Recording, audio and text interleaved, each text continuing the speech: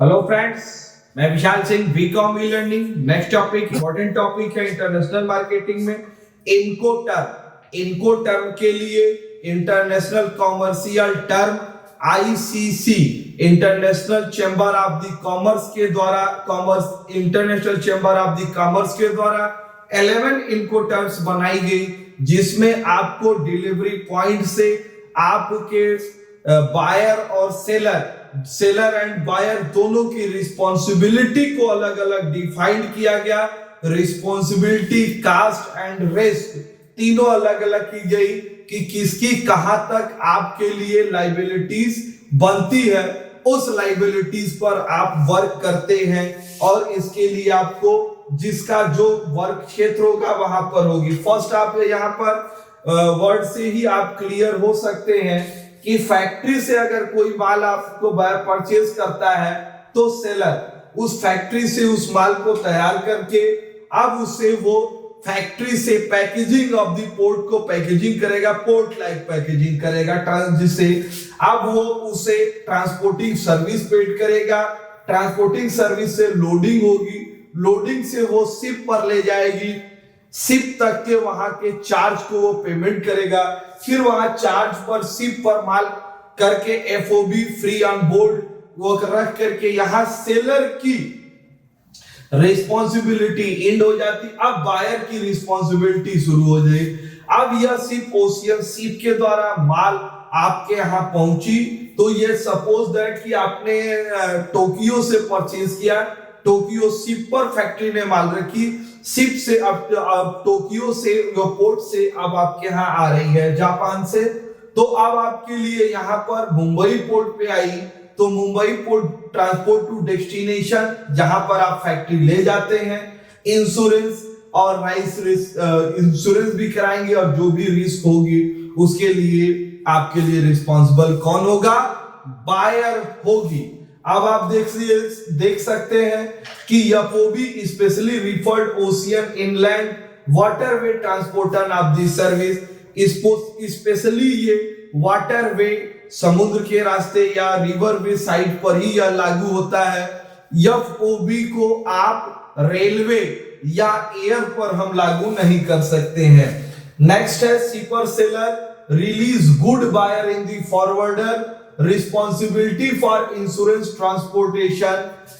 अगर आप परचेज करते हैं तो बायर की इंश्योरेंस की रिस्पॉन्सिबिलिटी आपके लिए बनेगी। सेलर की रिस्पॉन्सिबिलिटी आपको क्या बनती है?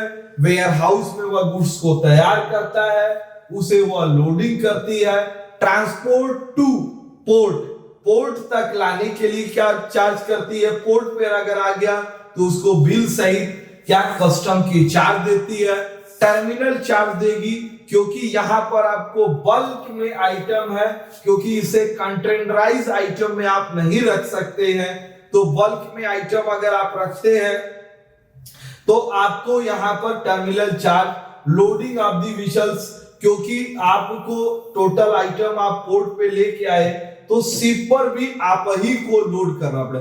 अब जब आप शिप पर माल को लोड कर दिए तो आपकी रिस्पॉन्सिबिलिटी वहां पर समाप्त हो गई। टोक्यो से अगर मान लें जिस जापानीज कंपनी से आपने गुड्स परचेज किया, this liability is India of the ports. अब आप इंडिया में आ रही है तो इंडिया की जो भी कंपनी की पोर्ट से अब वहां तक जो शिप है उसकी रिस्पॉन्सिबिलिटी स्टार्ट होगी। ओशियन एयर फ्राइट, ओशियन की चार्ज आपको देंगे, इसके लिए आपको इसकी बिल का भुगतान करना पड़ेगा, बिल ऑफ लीडिंग, इंश्योरेंस देनी पड़ेगी, इंश्योरेंस चार्ज, अगर बीच में कोई कैजुअलिटी होती है तो उसके लिए बायर का लॉस होगा, तो इसलिए गुड्स की इंश्योरेंस करानी होगी। अनलोडिंग आपके यहाँ आ गई, इंपोर्ट ड्यूटी का आपने चार्ज दिया, उस माल को अनलोडिंग कराएंगे, ट्रांसपोर्ट टू डेस्टिनेशन अपने फैक्ट्री तक पहुंचाने का वर्क करेंगे।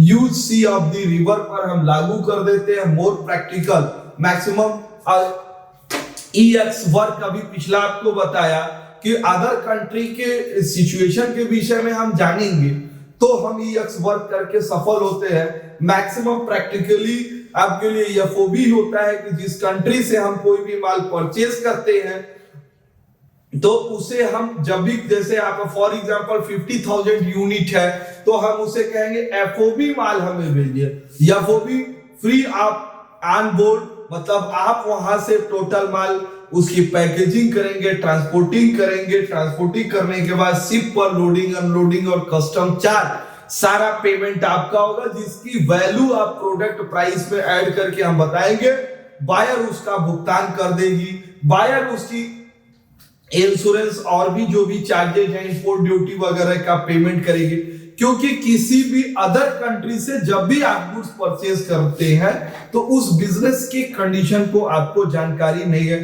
तो मोर प्रैक्टिकल होती है। तो अब आपके लिए यहाँ पर बल्क कार्गो, ये छोटे यूनिट के लिए हम नहीं यूज कर सकते हैं, इसमें टाइम कम होने से एफसीए के वगैरह वर्क होती है, तो यह आपके लिए मैक्सिमम प्रैक्टिकल यूज होता है। आपने starting to end FOB free on board को देखा, थैंक्स सो मच। आप अपने इस चैनल वी कामी लर्निंग को लाइक, सब्सक्राइब एंड शेयर करें। Thank you.